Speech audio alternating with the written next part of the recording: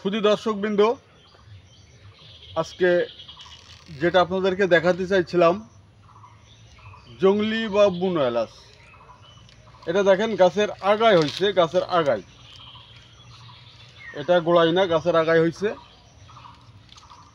আরও অনেকগুলো হয়েছে, দেখেন আমি আপনাদেরকে দেখাচ্ছি। অনেক হয়েছে, আমি অনেক কষ্ট করে এক জায়গায় পেলাম, আমি সেগুলো আপনাদের সামনে তুলে নিয়ে এসেছি। এই যে আগায় হলে এগুলো বুনো বা জংলি কিনা বা কেমন, এর ফলনটা দেখেন গাছের আগায়, এবং এর ফ্লেভারটা আমি আপনাদেরকে দেখাবো, পাতা দেখাবো, সব কিছুই দেখাবো। শুধু দর্শকবৃন্দু দেখেন, আমি আপনাদেরকে পাতা দেখাচ্ছি, সবুজ এলাচ গাছের পাতা, ওটা দেখাবো। এটা বুনো জাতের এলাচের পাতা। দেখেন একটা পাতায় একেবারে বাঁশের পাতার মতো সমান। দেখেন সবুজ এলাচের পাতাও দেখাবো, বুনো এলাচের পাতাটা দেখে নেন। হয়তোবা আপনাদের বাসা বাড়িতে আছে, তারা মিলাই নেন। এবার আসলে এই যে এটা এলাচ কিনা, আমরা একটা এলাচ ভেঙে দেখে নিতে পারি।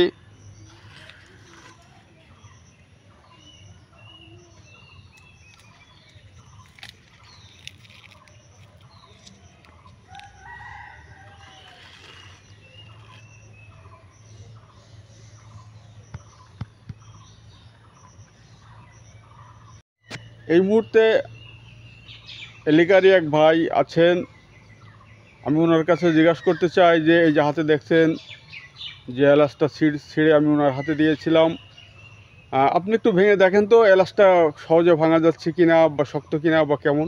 এটা অনেক শক্ত। হাত দিয়ে ভাঙা যাবে না না, তো হাত দিয়ে ভাঙা যাচ্ছে না। আচ্ছা, হাত দিয়ে ভাঙা যাচ্ছে না।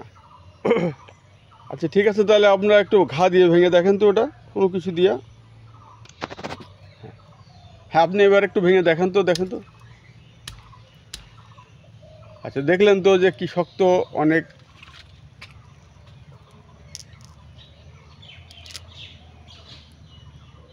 এর ভিতরে দেখেন কেমনভাবে দানা, দেখতে কেমন।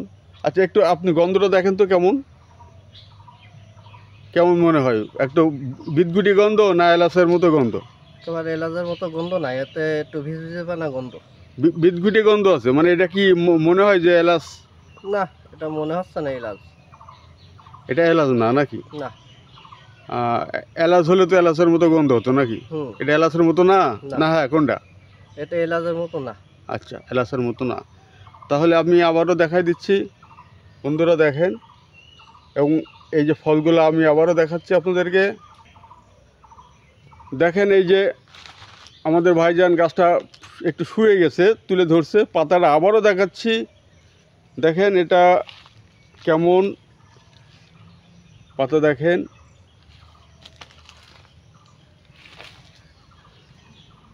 এই যে ফল, এই যে ভাইজান ধরে রেখেছে। আপনাদের বাসায় যাদের যা এই ধরনের এলাচের গাছ আছে, তারা নিঃসন্দেহে ধরে নিতে পারেন যেটা জংলি জাত, বুনো জাত, এটা কখনোই এলাচ গাছ না। তারপরেও আমি আপনাদেরকে এলাচ গাছের পাতা এবং এই গাছের পাতার সাথে মিলিয়ে দেখাই দেব যে আসলে এই পাতার কি পার্থক্য আছে। এই গাছটা অনেক লম্বা হয়েছে, তার পড়ে গেছে বলে বোঝা যাচ্ছে না। শুধু দর্শকবৃন্দ, আপনারা এইটা নিয়ে অন্তত আপনাদের বাসা বাড়িতে থাকলে বুঝে নিয়েন যে কোনটা এলাচ গাছ, কোনটা জংলি এলাচ, কোনটা বুনো এলাচ, বা কোনটা মশলা এলাচ। একটা অনেক বড় ঝাড়, দেখেন এই গাছটা অনেক বড় ঝাড়, পড়ে গেছে, মাটিতে পড়ে গেছে। পড়ার পরেই এইভাবে হয়ে আছে জঙ্গলের ভিতরে। এটা একটা জঙ্গল, এটাও একটা ছায়া জায়গা, এই জন্য এখানে ফল হয়েছে। যদি আপনাদের বাসা বাড়িতে রোদ্রের জায়গায় থেকে থাকে তাহলে ফলন হবে না, ফল হবে না, কিন্তু এটা খাওয়া যাবে না। 100% নিশ্চিত এটা এলাচ গাছ নয়, এটা খাওয়া যাবে না। এটা 100% আপনারা ধরে নিতে পারেন। যারা শখের বসে লাগাইছেন, যারা এই ধরনের গাছ লালন পালন করতেছেন, তাদের জন্য এটা অনেকটাই হতাশাব্যঞ্জক।